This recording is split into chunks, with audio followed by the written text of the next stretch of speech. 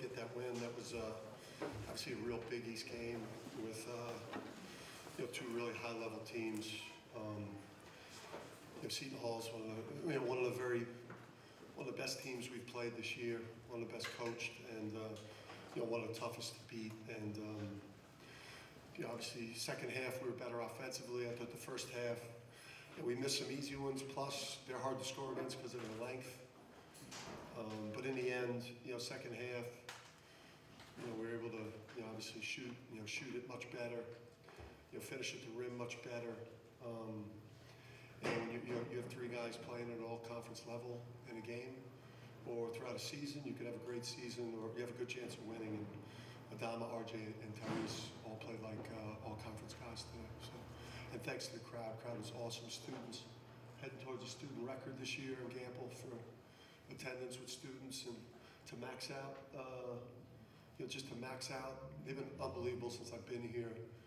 I love these kids here. They treat me so unbelievable, and I gave them a couple of Ric Flair woos before the game, and just got them extra amped up. So love that student turnout. And camp was awesome today. Dan, your defense the last couple of games, what do you think about it? You've held, it was a big stop, so you held two teams in the 60s. Yeah, we protected the rim, much better. Obviously, we had to make some adjustments. With Kadari, I thought the two things we did with him was our pickup point was much higher on the court. We didn't allow him to just take court easily, which I think made things more difficult on him. Obviously, anytime he got himself to the perimeter to post, swivel his hips, we sent the double team, and weren't going to allow the same thing to happen to us again. But when we take a defense-first mentality and try to eat glass, just try to crush the glass, we're incredibly hard to beat. And what did you think of all RJ was able to give you, making tough shots? It looked like you might lose him for a little while there. I don't know if he had a Charlie horse or something, but obviously went on to do a lot of great things. Yeah, he had a little hip thing, and you don't win big without great guard play, without great point guard play. RJ's played great. He's really quarterbacked this team, and not only did he get us the 16 on 12 shots, so he was pretty efficient.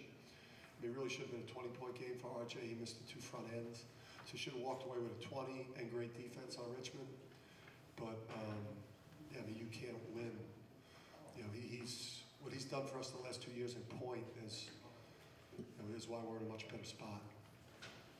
And you said a few times that you think Tyrese is a guy that someday play in the league. And what part of his game do you think translates to the NBA? I mean, switchability on defense, strength, athleticism. And he's 6'6".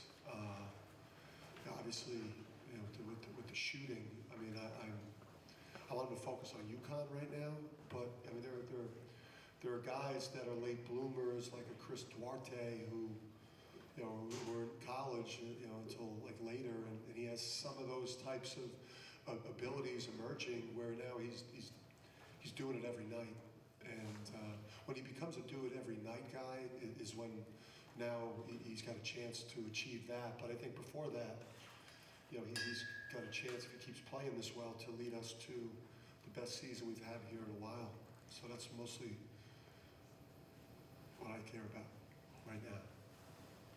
What did you say to the guys, to really turn around like that field goal percentage in the first half, shooting 33% in the first, but turning up to like 56 in the second? I think the guys were a little, amped up. Again, credit Seton Hall. I mean, with Ike and Yetna and Samuels and Kale and Roden, I mean, they were playing a lineup out there at times with Kadari Richmond, who's 6'5", 6'6" at point.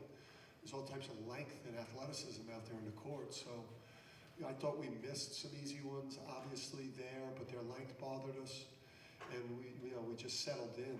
I'm so happy with the way we were guarding and rebounding.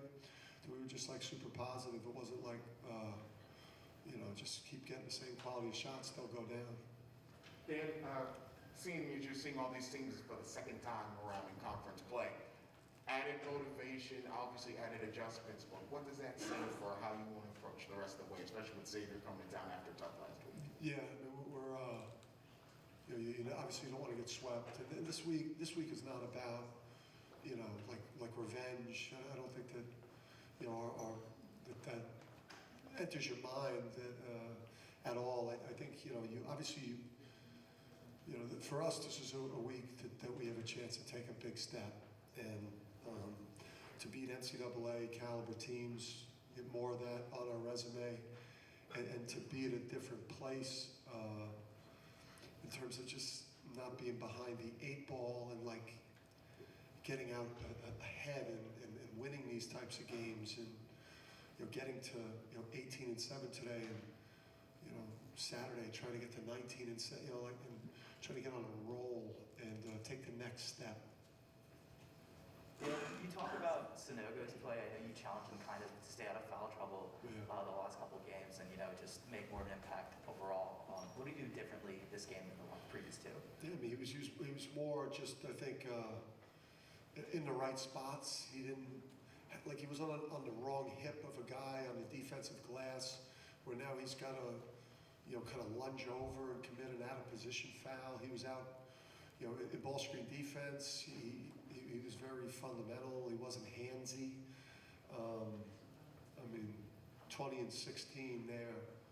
I mean, he posted up deep. I thought we missed him a couple times. If we would have got it to him on time, he'd be looking at a 24-point game.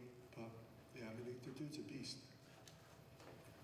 Dan, are there some other point guards in your years in and around this league as a player and a coach that RJ may remind you of, just in being a good, tough point guard on a good, tough team, or anything stylistically about him that reminds you of anyone in particular? That's a tough one. You may have to just text me later after I've had a drink. I'll send you a comp. I don't want to say something stupid. You've kind of been able to respond to teams coming at you, you know, recently really well. Is that something you're doing a lot better at, is pushing back and saying we're not giving it up? Yeah, I mean, we're tough. I mean, you know, this was obviously a close game, and you know, it's only 5-point game because of the free throws. Obviously, that wasn't fun. The front end misses there. I think we had two or three of them. We missed 3 front ends. Yeah, which made for a more eventful ending. But I mean, this is probably one we should have won by 10 or 12. But yeah, I mean, we're tough. I mean, we've got culture here, and we've got tough players and tough-minded people. You can't do basketball at UConn unless you're really tough. What about just making adjustments overall? If the kids are really responding that way? Yeah, I mean, these guys are really, really coachable. There's no egos. They understand that there's going to be different guys, different heroes are going to step up each game and maybe be the guy that puts us over the top offensively. You got to be egoless and.